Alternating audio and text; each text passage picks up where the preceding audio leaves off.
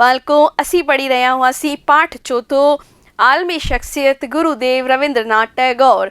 असी हिन खां पहिरीं हिन पाठ जे बारे में 2 वीडियो ॾिसी चुका आहियूं। आशा कयां थी कि तव्हांखे उहो पाठ जीवनी जेका आहे डॉक्टर दयाल आशा द्वारा लिखियल तव्हांखे पसंदि आई हूंदी। अचो त पहिरीं हिकु दफ़ो असी जल्दी सां ॾिसी वठूं कि हिन पाठ में असी छा पढ़ियोसीं। असी पढ़ियोसीं गुरुदेव रविंद्रनाथ टैगोर जी जीवनी, यानी कि हुननि जो जन्म, बालकपिणो, हुननि जी साहित्यिक रचनाऊं, हुननि खे जेके पुरस्कार मिलिया ऐं जेके राष्ट्र भक्ति राष्ट्र जे लाइ हुननि आंदोलन में भेरो वरितो। हुननि डायरेक्ट न पर इनडायरेक्ट हुननि भेरो वरितो पंहिंजी क़ौमी कविताउनि द्वारा। उहो असीं पढ़ियोसीं। गॾोगॾु इहो पढ़ियोसीं हुननि जो गृहस्थ जीवन, हुननि जे पिता साहिब ऐं शांति निकेतन जे बारे में बि असीं पढ़ियोसीं।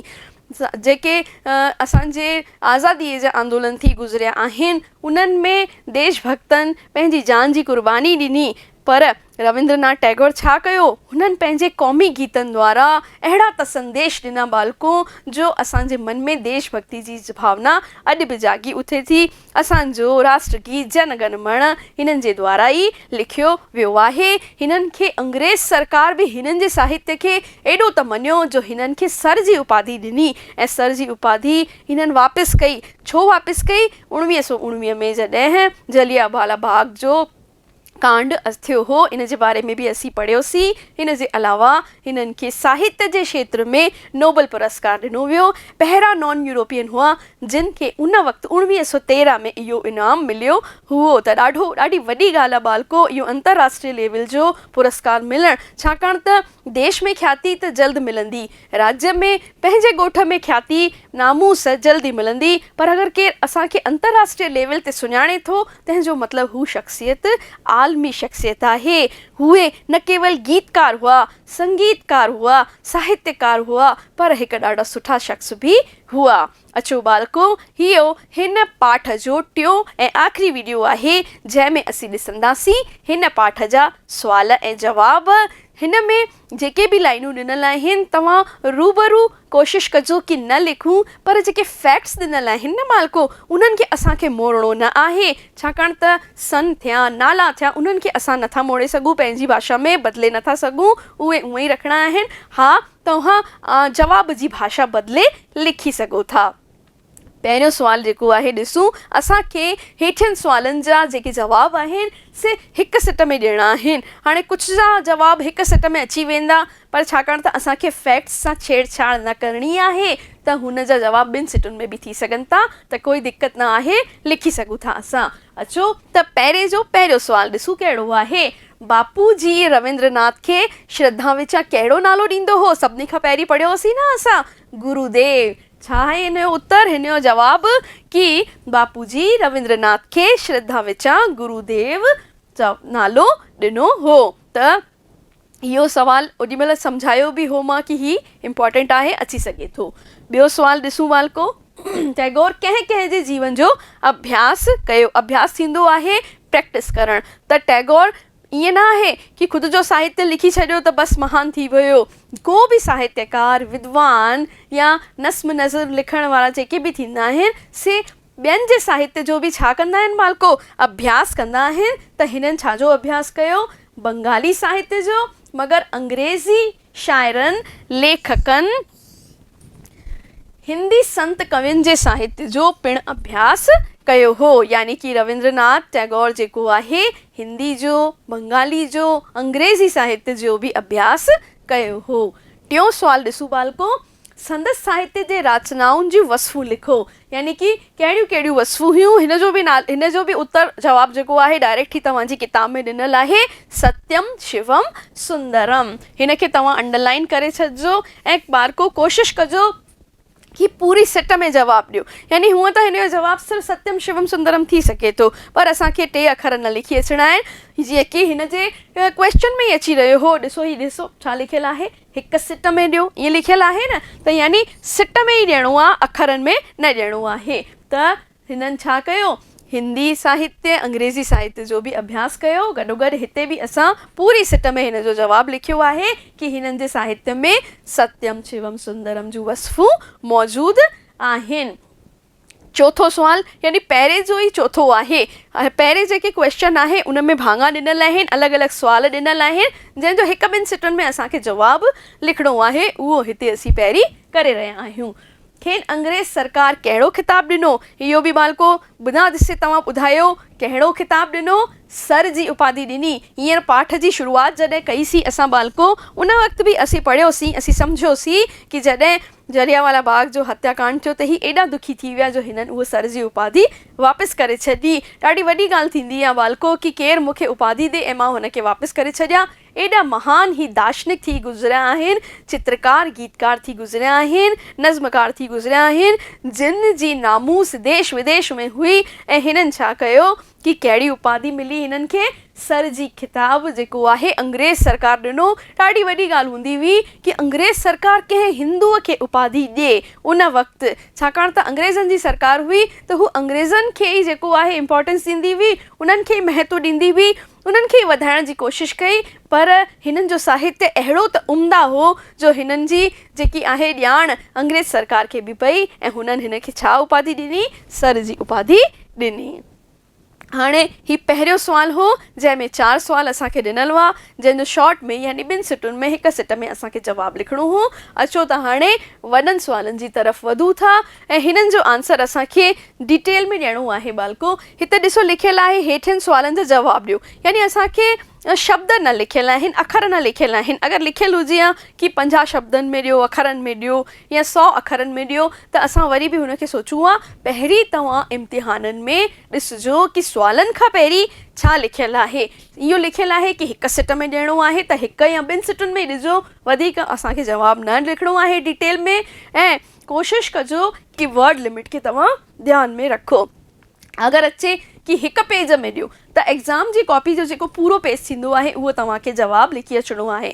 अखरनि में अचे त ईअं अचे कि 100 अखरनि में जवाबु ॾियो त तव्हांखे हिकु पेज 100 अखरनि जो चयो वेंदो आहे त तव्हां इन जो जवाबु लिखी ईंदा। अचो त हिन ॿिए जो पहिरियों सुवालु असीं ॾिसूं। रविंद्रनाथ टैगोर जी शख़्सियत ते मज़मून लिखो। बालको मज़मून छा थींदो आहे? मज़मून हूअं थींदो आहे निबंध कंहिंजो वर्णन करणु। त हाणे हिन में रविंद्रनाथ जे मथां असांखे मज़मून लिखिणो आहे। असांखे वर्ड लिमिट त ॾिनल कान्हे त असीं हिन खे डिटेल में लिखंदासीं। जॾहिं बि कोशिशि कयो बालको मज़मून अचे न त तव्हां हुन जा पॉइंट्स ठाहियो। जीअं मां हिते पॉइंट्स ठाहिया आहिनि, जीअं पहिरियों पॉइंट मां ठाहियो आहे अभ्यास। इहे पॉइंट्स तव्हां चाहियो त तव्हांजी किताब में बि खणी सघो था, छाकाणि त हिन में असांखे पॉइंट्स बालक पिणो, अभ्यास, साहित्य अहिड़ा टाइप जा पॉइंट्स असांखे ॾिनल आहिनि त मां उन्हनि पॉइंट्स खे खयो आहे। तव्हां चाहियो त पंहिंजी भाषा में बि हिननि खे पॉइंट्स खे लिखी सघो था। ही जेके पॉइंट्स लिखंदा तव्हां ॿी पेन सां लिखी ईंदा, गॾोगॾु अंडरलाइन बि कंदा त उहे छा आहे कि सभु पढ़ण जी ज़रूरत कान्हे, अॻियां ई हुनजी प्रेज़ेंटेशन ॾाढी सुठी लॻंदी हिन सां। अचो त अभ्यास यानी हुननि जी पढ़ाईअ जे बारे में ॾिसूं त छा लिखियो आहे। 1877 ईस्वी में संदसि पिता हिन खे डिग्री हासिलु करणु इंग्लैंड रवानो कयो। इहो असीं पढ़ियोसीं बालको। हिन में बि तव्हांखे छा करिणो आहे कि तव्हां जेके बि सन अचनि था या ख़ासि ॻाल्हियूं अचनि, शहर जो नालो थियो, कंहिं माण्हूअ जो नालो थियो या का डिग्री अचे, उनखे अंडरलाइन करे छॾंदा न बालको त हिन जो सुठो प्रभाव पवंदो आहे। इहे ॾेखारीनि था कि तव्हां हिन जवाब खे लिखण में महिनत कई आहे, तव्हां पाठ खे सुठी तरह बिल्कुलु थोरोली ध्यान सां पढ़ियो आहे। हिननि फैक्ट्स खे, हिननि सन खे, शयुनि खे तव्हां यादि रखियो आहे, यादि करे वरी एग्ज़ाम में कॉपीअ में लिखी आया आहियो। त हीअं तव्हांखे अंडरलाइन करणु आहे। ॿी पेन सां हासिलु करण लाइ इंग्लैंड रवाना कयो। हिननि जे पिता साहिब छा कयो हो हिननि खे? पहिरीं त असां पढ़ियोसीं कि हिननि जो मनु कान लॻंदो हो। हिन खे स्कूल जूं दीवारूं जेके आहिनि उहे कंहिं वांगुरु, जबल वांगुरु लॻंदियूं हुयूं, पहाड़ वांगुरु लॻंदियूं हुयूं। त हिननि जे पिता साहिब हिननि जो प्रबंध पढ़ाईअ जो घर में ई करे छॾियो। उन खां पोइ हिननि खे किथे मोकिलियो? वॾी डिग्री हासिलु करण लाइ इंग्लैंड रवानो कयो वियो। ॾाढी वॾी ॻाल्हि हूंदी हुई बालको तंहिं वक़्तु 19वीं सदीअ में, 19वीं सदीअ में को ॿारु विदेश पढ़णु अगरि वञे थो। अभ्यास जे दौर में, अभ्यास थींदो आहे बालको पढ़ाई जे दौर में। हाणे ही अभ्यास हिकिड़ी ॻाल्हि ॿी तव्हांखे ध्यान में रखणी आहे, जेको असीं पॉइंट लिखियो आहे न बालको हिते, उनखे ई तव्हांखे डिटेल में लिखिणो आहे। ईअं न आहे कि तव्हां अभ्यास लिखी छॾियो, हितां बालक पिणे जे बारे में हिन ते तव्हां डिस्क्राइब करे छॾियो, वर्णन करे छॾियो। इहो न करिणो आहे। जेको पॉइंट आहे उनखे ई तव्हांखे खोले करे सम्झाइणो आहे, या हुन सां ई रिलेटेड जेके ॻाल्हियूं आहिनि, संबंधित ॻाल्हियूं आहिनि, तव्हांखे हिन पॉइंट में डिटेल में लिखी अचिणियूं आहिनि। हिन साहिब न केवल बंगाली, अंग्रेज़ी लेखकनि, शाइरनि ऐं हिंदी संत कवियुनि जे साहित्य जो पिणु अभ्यास कयो। इहो बि असीं पढ़ी छॾियो आहे कि हुननि न केवल बंगाली, छाकाणि त हू ख़ुदि बंगाली हुआ, त इहो सोचनि कि भई मां त बंगाली आहियां, सवली भाषा मुंहिंजे लाइ उहा आहे, मूंखे त लिखणु पढ़णु अचे, त मां उहो ई तो पढ़ी छॾियां, उन भाषा में ई लिखां। ईअं न कयो, पर हिननि ॿियनि शाइरनि जो, अंग्रेज़ी हुजनि चाहे हिंदी हुजनि, संत हुजनि, कवि हुजनि, उन्हनि जे जेके साहित्य हो उन्हनि जो बि अभ्यास हिननि कयो हो। ही त थियो पहिरियों पॉइंट असांजो ख़तमु थियो। हिकु दफ़ो वरी ॾिसी वठो बालको, हिन सुवाल जो जवाबु मां पॉइंट्स में लिखियो आहे।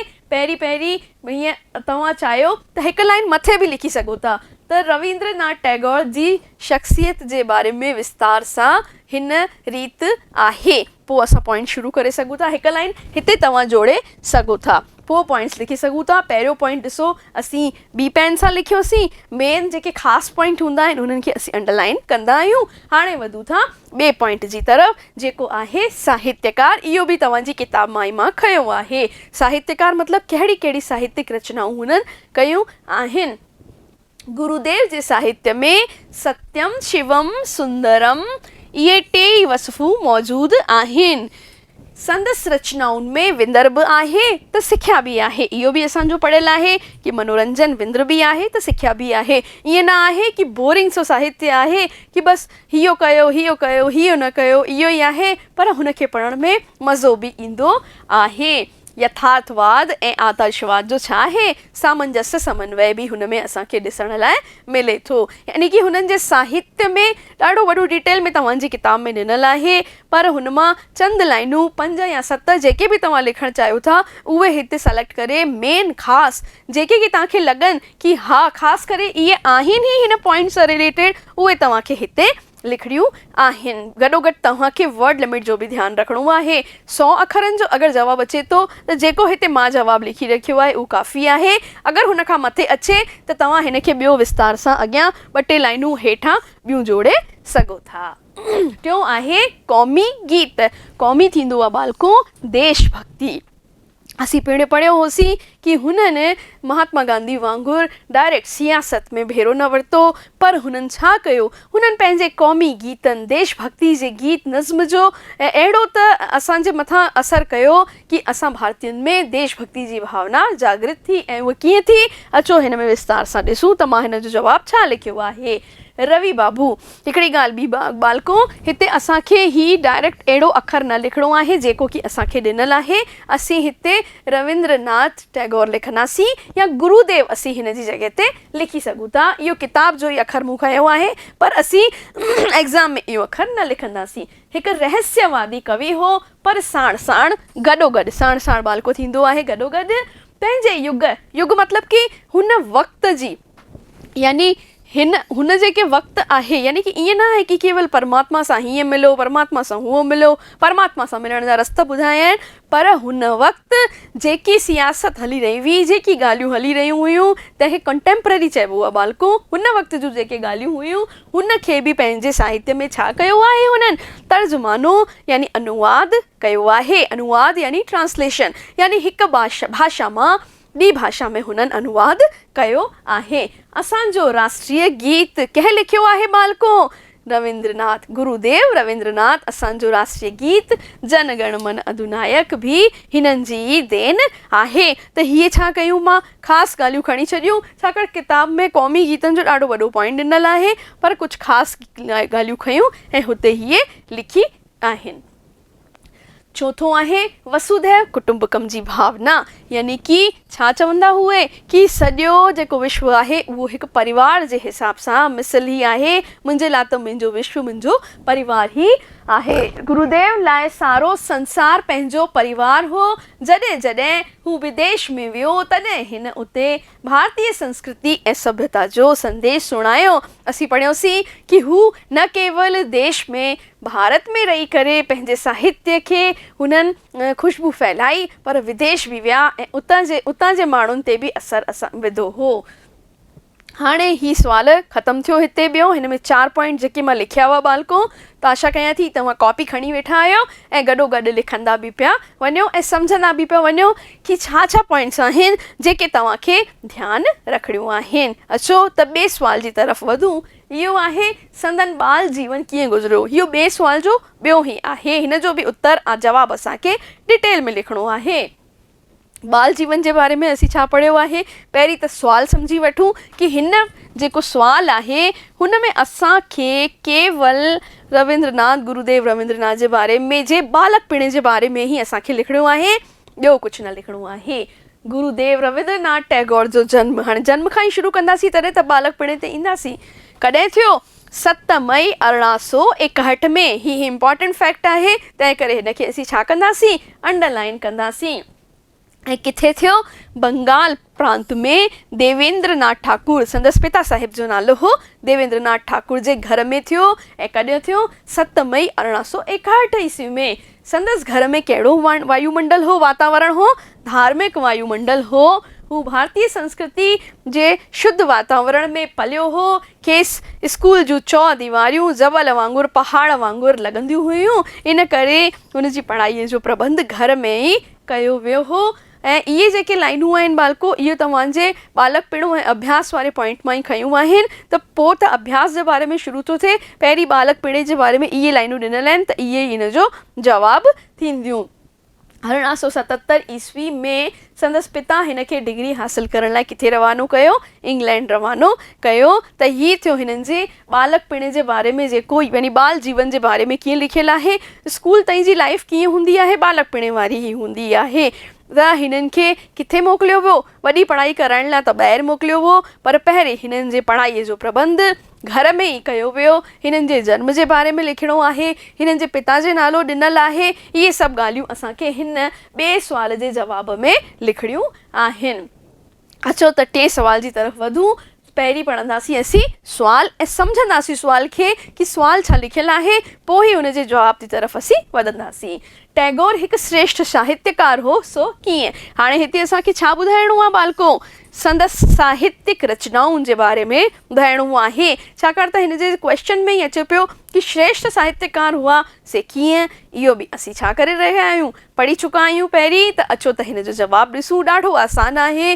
तव्हां चाहियो त हिन जो पॉइंट्स में बि हिन जो जवाबु लिखी सघो था, हुननि जी साहित्यिक रचनाउनि जे बारे में मिसाल ॾेई सम्झाए सघो था। गुरुदेव रविंद्रनाथ टैगोर न सिर्फ़ कवि हो बल्कि पंहिंजे युग जो श्रेष्ठ साहित्यकार बि हो। संदसि रचनाऊं अमर आहिनि छाकाणि त इन्हनि में आलमी दिलचस्पी मौजूदु आहे। हिन इंसानी जज़्बात ऐं भावनाउनि जो ऊनो अभ्यास कयो आहे। हिननि छा कयो आहे? न केवल ॿाहिरी शयूं देशभक्ति जूं या ॿियूं जेके प्रकृति जूं ॾिसणु अचनि बि उहे, पर इंसान जा जेके जज़्बात आहिनि, जज़्बात थींदियूं आहिनि बालको, भावना, इमोशन, जंहिंखे केरु आसानी सां ॾिसी न सघंदो आहे, आसानी सां सम्झी न सघंदो आहे, उन्हनि जो ऊनो यानी गहरो अभ्यास गुरुदेव कयो आहे। ऐं पंहिंजे जीवन जी अनुभूति ऐं कल्पना शक्ति द्वारा यानी ख़ुदि जे जीवन सां जोड़े करे कल्पना बि कई आहे। हुननि कल्पना शक्ति जो बि सहारो वरितो आहे, गॾोगॾु ख़ुदि जे जीवन सां बि जोड़े करे। ऐं हिननि जेको आहे अहिड़ा किरदार पैदा कया जे सदैव साहित्यकार लाइ प्रेरणा जा स्रोत थी करे रहंदा। यानी कि इन्हनि अहिड़ियूं रचनाऊं कयूं जेके ईअं थियूं लॻनि कि असांजे साम्हूं ई मौजूदु आहिनि। हिननि इंसानी जज़्बात, इंसानी इमोशन, भावनाउनि खे सम्झण जो प्रयास कयो ऐं गॾोगॾु पंहिंजी कल्पना शक्ति जो बि सहारो वरितो ऐं श्रेष्ठ साहित्य जी रचना कई। बालको, हिते इहो पाठ असांजो ख़तमु थी वियो ऐं असीं ॾिसोसीं गुरुदेव रविंद्रनाथ टैगोर जे बारे में कि हिननि खे जेको आहे कीअं सर जी उपाधि ॾिनी वई, कीअं हिननि सियासी हलचल में भाग वरितो, कीअं हिननि खे गुरुदेव नालो ॾिनो वियो, हिननि जे बालकपणे जे बारे में, हिननि जे जन्म जे बारे में, हिननि साहित्य लाइ कहिड़ा कहिड़ा कम कया, हिननि खे कहिड़ा कहिड़ा इनाम ॾिना विया ऐं कीअं हिननि जो साहित्य अॼु जे वक़्त जे लाइ बि ओड़ा ई इम्पॉर्टेंट आहिनि जहिड़ा तंहिं वक़्तु हूंदा हुआ। अॼु 21वीं सदीअ में बि ईअं लॻंदो आहे हिननि जो साहित्य जीअं जीवित आहे। गॾोगॾु असांजो राष्ट्रगीत बि हिननि जी ई देन आहे। बालको, हिते ई सुवाल जवाब ख़तमु थिया। आशा कयां थी कि तव्हांखे अॼोको इहो वीडियो सम्झ में आयो हूंदो। मिलूं था अॻिले वीडियो में, तेसीं ताईं नमस्ते।